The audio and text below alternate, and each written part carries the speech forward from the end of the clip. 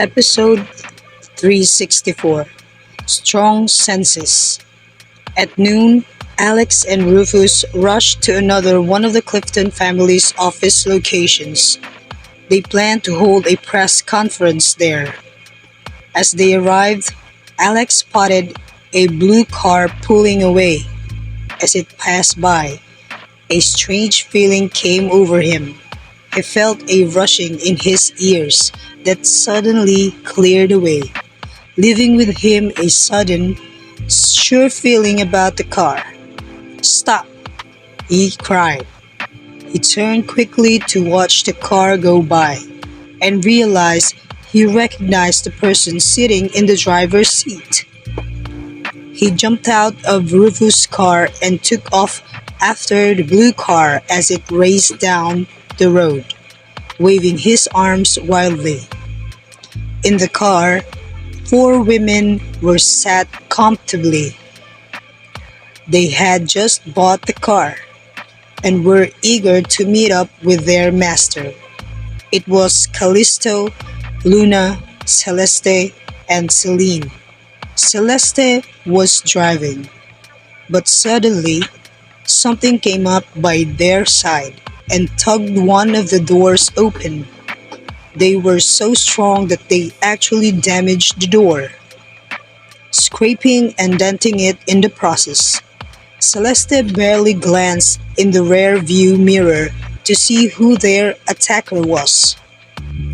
She just pressed on the gas and sped up more.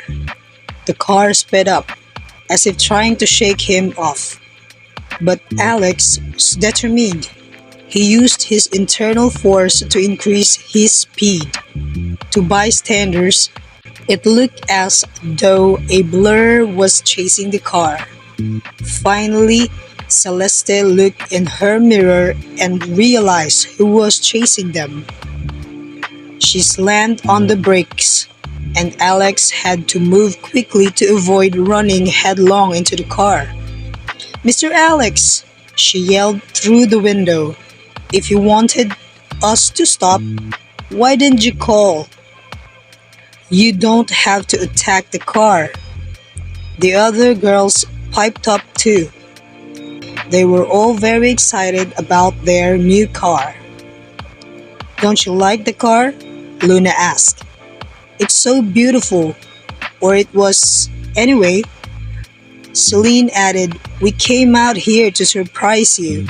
Callisto frowned. "It's too bad about the door." The girls chatted away obliviously. They had only just bought the car and all agreed that it was too bad it had started to take damage so quickly. But Alex knew there was no time to listen. His instincts were screaming at him. He ripped the doors open and pulled them each out of the car one by one. He pushed them in the direction of the Clifton's building, a safe distance from the car. As they ran, he shouted after them, "Run! That's an order, don't stop." Celeste was the last one to get out of the car. Alex scooped her up in her arms and ran.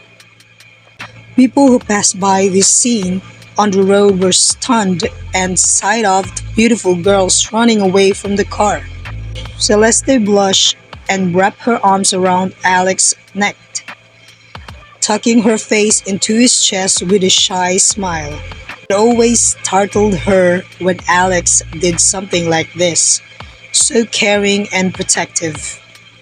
She scolded herself a little for letting herself indulge in romantic fantasies. She knew he was dedicated to Debbie, but she also felt it was only fair she be allowed to enjoy moments like this. Her train of thought was cut off abruptly as Alex wrapped her tighter and crouched to the door, protecting her with his body. "Duck!" he shouted to the others. "Everybody get down!" Everyone around him fell to the ground just in time as the blue car exploded. Hot air swept over them, singing many people's hair, but luckily, no one was seriously injured. Silence fell over the street. Everyone was shocked and unsure of what to do. Alex got up from the ground and looked back. The car was a smoking wreck. The Moon Girls all clapped their hands over their mouths, horrified.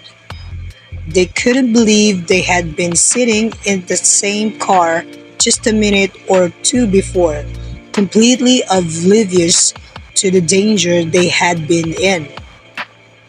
Although each had been trained in combat, they were still very young and did not often consider themselves to be in any real peril. Now their heads were filled with horrible thoughts of what might have happened had they been caught in the explosion. They gathered around Alex silently, deeply rattled. Celeste asked him, "How did you know? How did you know we were in danger?" Alex frowned deeply. He shook his head, looking at each moon maiden as if to make doubly sure that they had not been injured. He couldn't believe what a near miss that had been.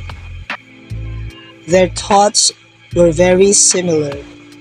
Each were grateful that their first instinct after buying the car had been to find Alex as quickly as possible.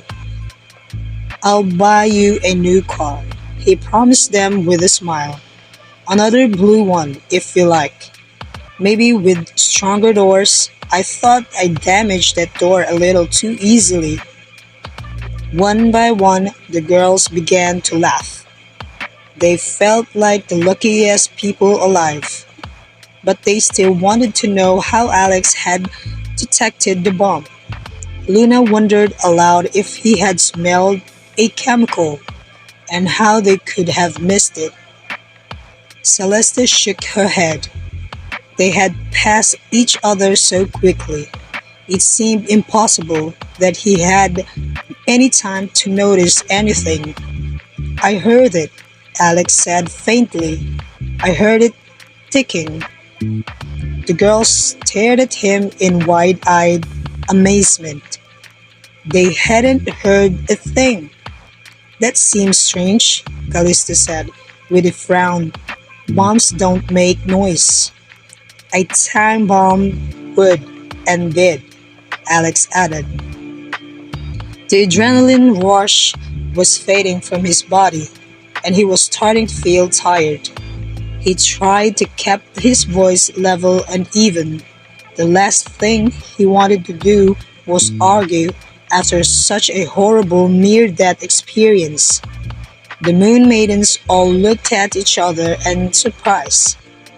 If Alex said that he had heard the bomb in their car, then of course they believed him.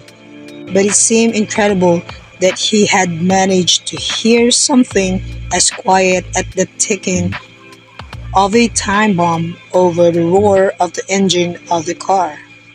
They also didn't understand why they had been targeted for this attack. Celine tilted her head. "When do you think it happened? Was it just installed?"